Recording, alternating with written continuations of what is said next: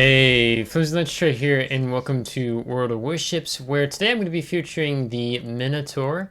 I plan to do the haul soon, I promise. I have not played hardly any games this past week, so I do want to feature the haul and do an upgrade commander build on haul, but unfortunately maybe it'll be next week. Life is life. But that being said, today I want to explore HMS Minotaur. Talking about the ship in two ways. One is how does Minotaur fare in 2025, and kind of what's some of the effective secret sauce, or what makes Minotaur so good, in my opinion. So you're going to see that demonstrated here in two clips, starting off two separate battles. The second one will be more longer. This first will only be X amount of minutes. One of the things that makes Minotaur so strong is several things, whether we're talking about her specialized repair teams, her hydroacoustic search, the ability to take radar, a 10-kilometer radar, or a smoke screen, and notably also having 16 torpedoes, 8 on either side. And then armor-piercing rounds, 152 armor-piercing rounds, millimeter. That wreck DDs that have a pretty short fuse time, so you're able to penetrate destroyers, where maybe something like Brisbane has a longer fuse time, will just overpin broadside destroyers if you're firing armor piercing, as an example. So you're really set up as this destroyer killer. And that's what we're doing here. You can see in both clips.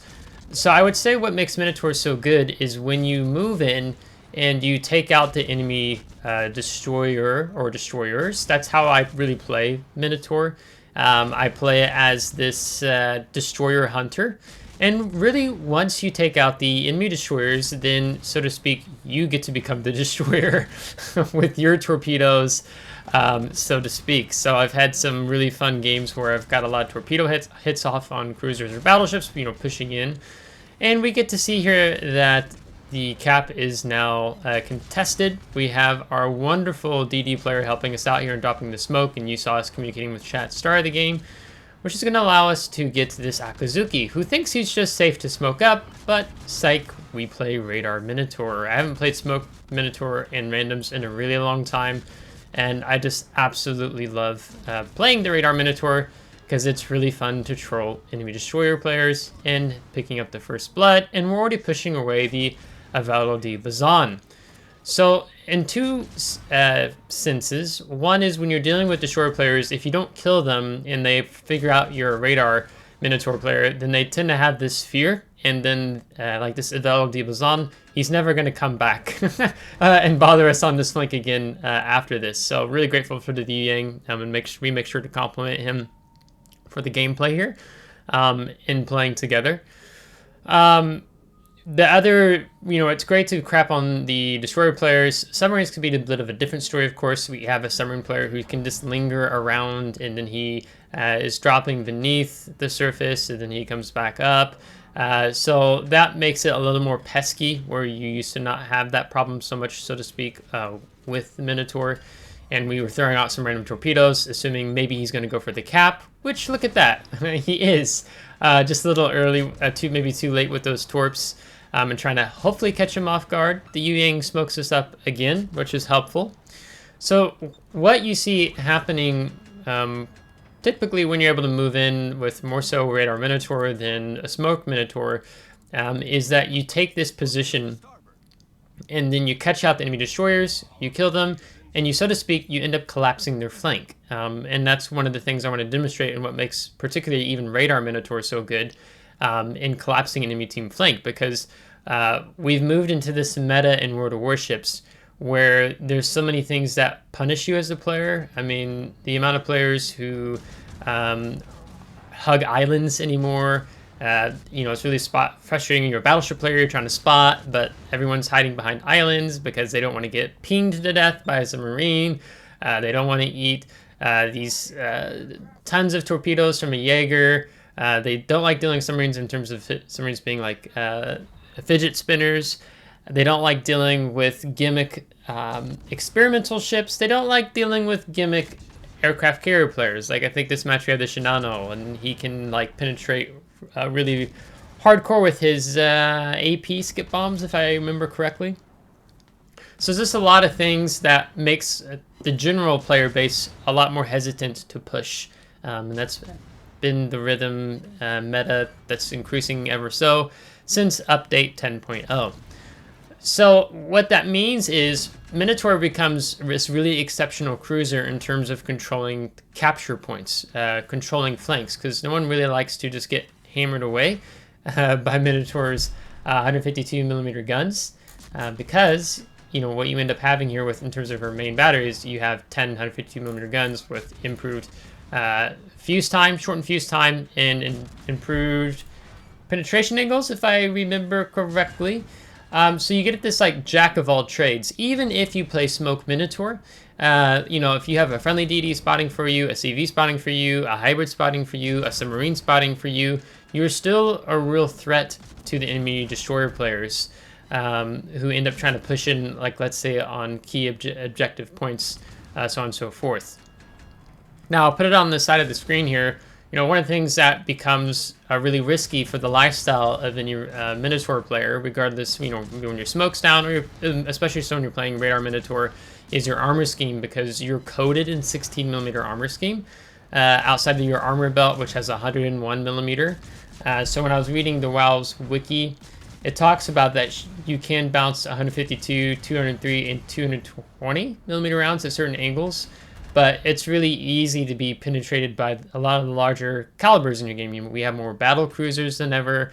The amount of 406s, 420s, 457s, 460s, 510s, it's really pushing increasingly more difficult down on Minotaur more and more. I mean, you used to have like a Montana with just 12 406s. Now you have Maine with 16 406s, or you have things like Conqueror and Devastation. So it takes, I would say in 2025, it takes a bit of a very cautious Minotaur player to get the most out of the ship.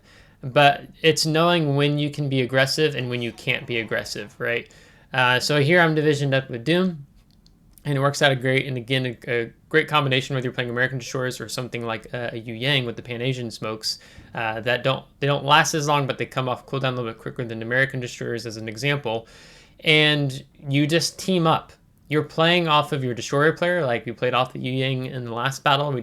We moved in, killed stuff at A. That flank collapsed. We had control of the capture point. Here you're going to kind of see the same thing. We're going to rinse and repeat it. We're going to push in. We're going to support our destroyer player. We're going to immediately kill an enemy destroyer player. And then we're going to end up focusing on taking C cap. And then you're going to see C flank collapses for the enemy team. Just because we've moved in, we've eliminated the spotting. And we've eliminated, the spotting that the enemy destroyer player gives. And it gives our destroyer players more freedom to move around, even more so, without the fear of being punished. So, especially when you're playing like ships like Minotaur, Radar Minotaur, or Brisbane, there's only a few cruisers in the game that you can stealth radar in. Here we're detected. Oh, hello. And it's just like, it's a pants down moment for destroyer players, because if they're pushing in, then they have to turn out broadside, like what you see this Minotaur Sumikaze player doing, right? So then we eat a lot of damage. We've already done 10,000 damage to him just already in our first contact. We have Doom opening up, of course, as well, with his 127mm guns. I think that's what Yu Yang has. He's trying to get away, but he was caught bow in, and as he's trying to run out, he's just stuck in our radar for longer, and we're also going to push him too. That's one of the things that's very helpful with Radar Minotaur, is utilizing islands as much as you can, because that gives you hard cover. There'll definitely even be times when you're playing Smoke Minotaur that there'll be battleship players, battle cruisers, even cruiser players who will take pot shots at you in the smoke as you're just firing away with your armor piercing, because there's nothing. It's kind of a mental thing when you are in a smoke screen with like a Minotaur and you're shooting an enemy cruiser or battleship. There's this mental thing that no one likes to be like shot over and over and over. One of the weaknesses for something like Minotaur, not as much as Brisbane, but also like San Martin also only having armor piercing, is when you get more like stocky battleships, like Russian battleships, Russian battle cruisers or heavy cruisers, like Petro, Stalingrad, Kremlin, Slava. There's not a lot you can do to them battle in. Minotaur really excels at getting broadsides as much as possible. I usually find it quite, in terms of you're going for the damage, then I would say it's best to play Minotaur on the flanks. And another sense, if you play Minotaur more in the mid of the map, it's about trying to control the objective and push out enemy ships away from the center. But it's always easier to win a battle when you can collapse either flank. But like if you spawned mid, then maybe you consider playing mid, right? But generally speaking, I find it more effective to play on the flanks. One of the benefits of playing on flanks with something like the Minotaur, as I showed you the weakness, is the armor scheme, right? Because you can just absolutely get crapped on. I mean, one of the things you do have going for Minotaur is that she has among the best acceleration in the game. Brisbane B, Minotaur are all top 3 at 9.9 seconds. You have a crazy good rudder shift time, which you end up building into since you don't have propulsion on the 4th slot, right? And then used to be, Minotaur was the strongest AA in the game at tier 10. Now it's the Utrecht, and maybe it's some other premium, or it's a test Dutch ship at tier 10. So, create a problem, sell the solution. So kind of keep power creeping the game, if you will. So, whether you're trying to work in, kindly ask destroyer players for smoke screens, divisioning up with teammates and utilizing the smoke, makes Minotaur exceptionally strong, especially when you're playing the smoke screens. So as a whole in 2025, I think Minotaur is still quite good, but it takes a capable commander to get the most out of the ship, right? There's so much overmatch. There's so much spotting now between hybrids, submarines, stealthy destroyers, which you have radar to help you if you're taking radar DD, and aircraft carriers. I feel less confident playing a smoke minnow than I do a radar minnow. There is a difference in terms of my gameplay. So here we've taken out the Napoli. He's gone. I didn't even have to use my radar to even though I could have on Napoli, but it's like Doom's deep water torpedoes are going to kill Napoli. So there was really no need. Here we have a broadside Tirpitz.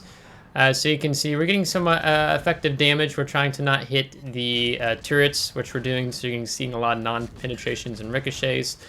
Sometimes you have stocky armor targets of battleships, so then you might be going for more the bow or the stern, not so much the midsection of the armor belt, where you're not going to get as much greater penetration damage. But I mean, you look at the mini-map, we've basically already collapsed the flank outside of a cruiser who's kind of wandering back down.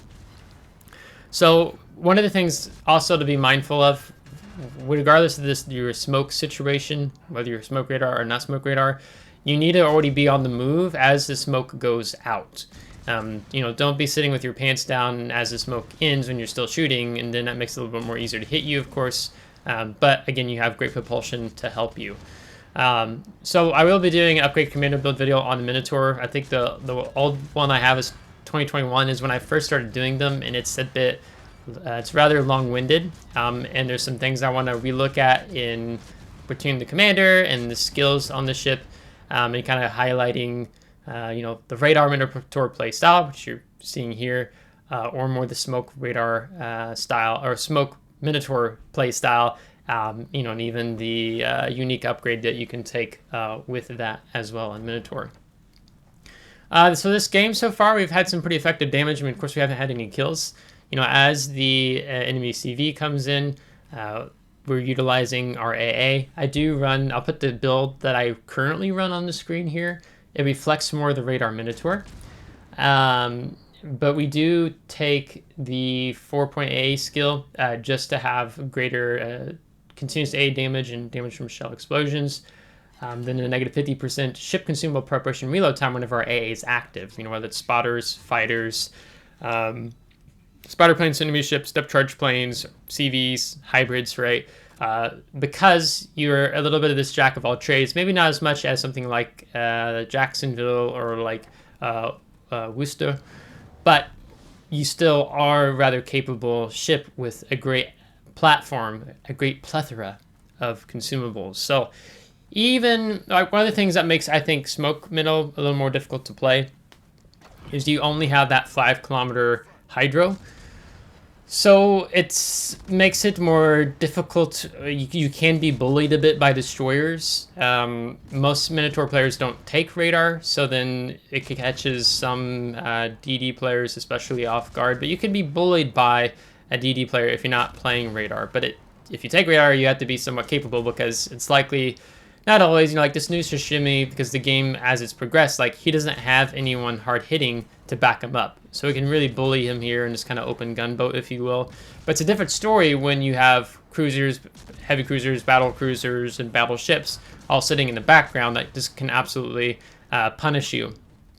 As this battle progresses and we wrap up, I'm going to show you one of my favorite tactics I like to do sometimes. I did it in the last Naughty or Nice series with Brisbane, and it's really fun to do. But in the meantime, we're pushing in. We're trying to help our Lepanto player out. He's getting absolutely tortured by the Shinano now. You know, one of the things that's really difficult right now is you see me adjust my positioning. You know, when we're shooting a Shinano, you know, it's really difficult to pin the deck.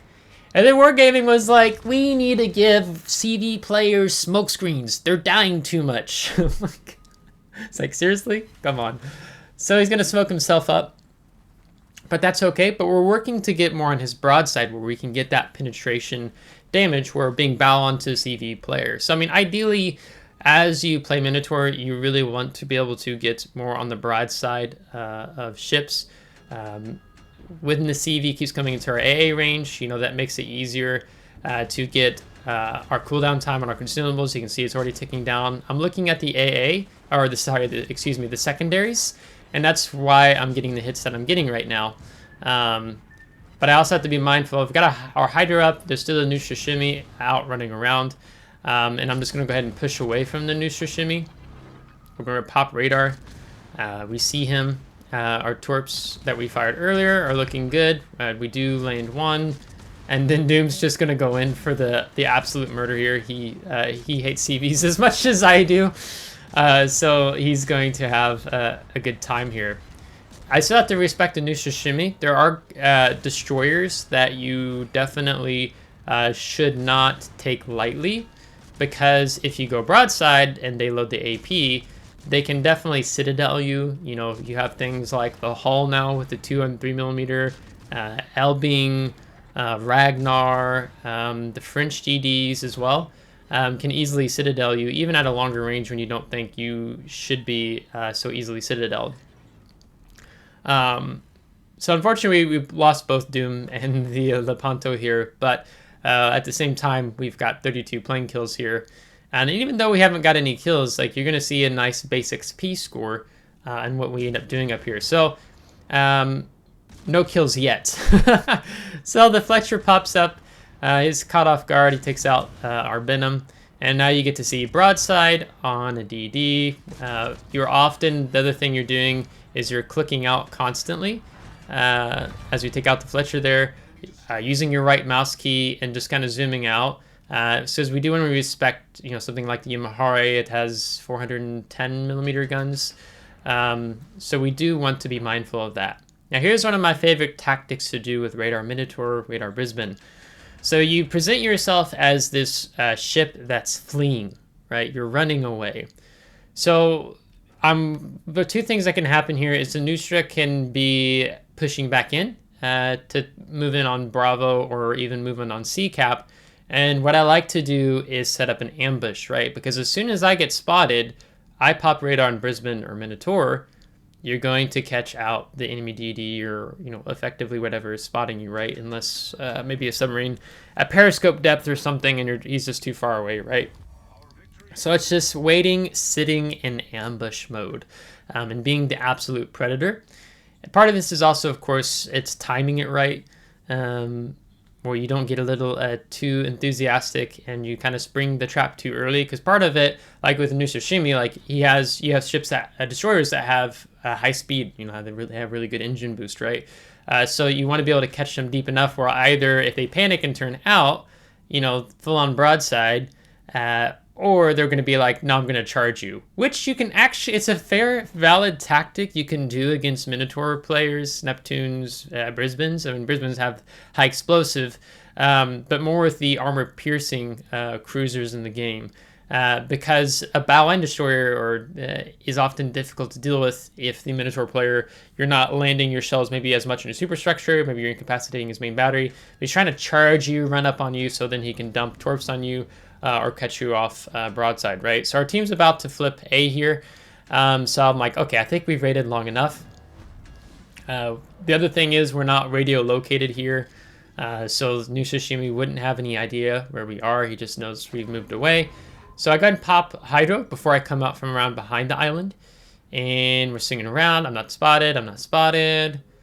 Waiting. Ah, he didn't come over here. So I'm sorry for some of you. I built up a lot of anticipation and he just like wasn't there at all. But I just wanted to show you one of the very valid tactics you can do in catching destroyer players off guard and kind of doing like this false retreat, when all you're doing is actually just waiting to catch them out in your radar again or an ambush behind an island, so on and so forth. And that's a good tactic even if you don't have radar with a Minnow. You have your Hydro, and you can catch him within his standard detectability range. So 11,000 XP, 2,300 free XP with a general offensive. With the 1 kill, 158,000 damage with the 32 plane kills. We got that assisted in capture. 1 torp hit, so not as many as maybe I normally do with Minotaur. But then going over into the team score, you're going to see we're atop the team with 2,779 base XP. So you're like, whoa, that didn't look like it was this crazy game with lots of kills and lots of achievements. But there's a lot of things, whether you're talking about spotting, it's the damage we did inflicted on destroyers especially, and the plane kills. All those things boost our base XP value and giving us a nice game. Our spotting this game was 38,000, so it's not like a lot, but it's still notable. We took 43,000 damage. Most of our damage, of course, is wrapped up in the armor piercing, 150,000, with the 1 torpedo hit on the Shinano. And then with premium count, this is how we ended, all said and done. Minotaur is one of my favorite light cruisers. I probably should have stated that in the game in terms of the tech tree. She's one of my favorite tech tree light cruisers in the game. Maybe even compared to premium light cruisers in the game. I have to think about that, just because there's in the hands of a let's say an intermediate to veteran player, and you have a decent understanding of the concepts of the game and map awareness, positional awareness, understanding the strengths or weaknesses of the enemy ships that you're hunting and pursuing, then Minotaur, I think, still in 2025 is quite capable. It'll be interesting to see how the CV rework affects you having less spotting. So I could see Minotaur maybe even excelling maybe a little bit more going into 2025. But yet at the same time, we had these experimental ships with more like special ammunition and more main reload booster and stuff in the game. Burst fire, excuse me, that's the word I was looking for. So it'll be interesting to see how Minotaur shakes out as the year progresses with more of the experimental ships and some of the newer things they're doing in the game with the CV rework and whatnot. But I think Minotaur is still quite capable. There's just a lot of fun things that you can do with this ship. And I've had a lot of funny battles and really clutch games with the Minotaur. So in 2025, I think it's just a really good ship. And some of that secret sauce, what makes Minotaur so good, is if you can establish control over capture points over flanks early on in the game and eliminating enemy destroyers, pushing away enemy team, then that opens up a winning recipe, if you will. You get to work with your DD players as well. So that being said, if you liked this video, give a thumbs up. If you didn't, give a thumbs down. Subscribe if you do want to see more. If you're subscribed, thanks so much. I would appreciate it. Thank you to my Patreon supporters. And until next time, take care.